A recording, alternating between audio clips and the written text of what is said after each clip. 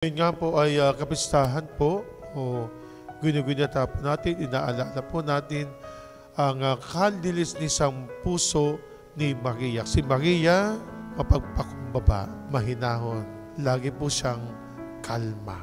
Si Maria, isinilang, kalinis-linisan, birhen, walang bahid, dungis. Kaya nga po ang kanyang kandilis-nisang puso ay lagi po natin ding iginugunita katulad po ng ating Panginoong Hesukristo.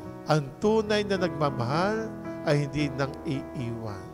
Tulad din po ni Maria, hindi rin po siya nang iiwan, bagkus kinukupkup pa niya. Tulad po ng ating patrona ngayon, di ba?